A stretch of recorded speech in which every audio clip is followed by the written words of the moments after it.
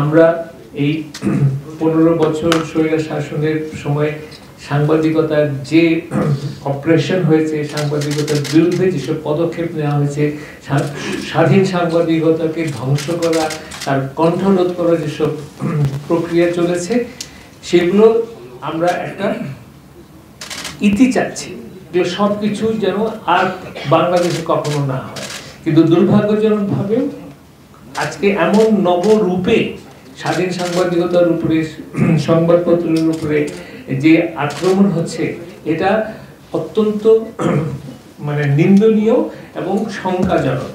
এবং সেখানে আমরা খুব অন্তর থেকে উপলব্ধি করি যে রাজনৈতিক দল তারা হচ্ছেন স্বাধীন সাংবাদিকতার একেবারে একটা বিরাট সহায়ক শক্তি। যারা রাজনীতি করবেন দেশে, তারা উপলব্ধি করবেন যে আপনাদের সহায়ক শক্তি হচ্ছে স্বাধীন সাংবাদিকতা, মত প্রকাশের একটা নিরবিচ্ছিন্ন একটা পরিবেশ। তো সেই বলতে হবে যে আকাঙ্ক্ষা থেকে, সেই ভিতরের সেই অনুভূতি থেকে আপনাদেরকে আমন্ত্রণ করা, আপনাদেরকে বলা যে স্বাধীন সাংবাদিকতা এখন একটা হুমকির মুখে এবং আপনাদের সাহায্য আমাদের খুব দরকার। Double million offer, Walton fridge কিনে পেতে পারেন 20 লক্ষ টাকা, রয়েছে কোটি কোটি টাকার নিশ্চিত উপহার। আমরা সবসময় সম্পাদক পরিষদের সদস্য এবং সাংবাদিক সাধারণত আমরা সবসময় একটা সুষ্ঠু নির্বাচনের পক্ষে আমরা কাজ করে এসেছি। এবং গত সরকারের 3টি পরপর নির্বাচন যে একেবারেই অগ্রহণযোগ্য ছিল, সেগুলোও আমরা কিন্তু মত প্রকাশে আমাদের এডিটোরিয়ালের মাধ্যমে আমরা সবসময় প্রতিবাদ জানিয়েছি।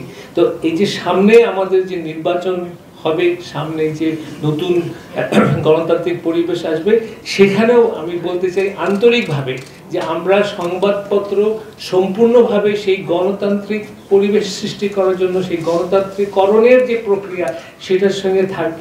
আপনারা যারা রাজনৈতিক দল করেন, তাদের মত প্রকাশের আমরা হচ্ছি বলতে পারেন যে ভেহিকল। আমরা আপনাদের মত প্রকাশ করব, আবার আপনাদের সমালোচনাও করব। বিকজ সমালোচনা করতে দেয় নাই বলে আমি মনে করি হাসিনা সরকারের পতন হয়েছে। সে যদি সংবাদপত্র এবং ভিন্ন মত, বিশেষ করে সমালোচনামূলক তথ্য এবং মতামত নিত, চাইলে হয়তো সে উপকৃত হতো। তো আমরা সেই ধরনের পরিবেশ চাচ্ছি এবং আপনাদের সঙ্গে সহযোগিতা চাচ্ছি। এবং আপনাদেরকে আমি আন্তরিকভাবে বলছি যে সামনের যে গণতন্ত্রের উন্মেষের যে একটা বিরাট একটা সম্ভাবনা, এবং আপনারা সেখানে রাজনৈতিক দলরাই হচ্ছেন মূল অ্যাক্টর, ওটাকে এগিয়ে নিয়ে যাওয়ার আপনারাই শক্তি, এবং আপনাদের সেই শক্তির সহায়ক শক্তি হিসাবে স্বাধীন সাংবাদিকতা। অনেক ধন্যবাদ।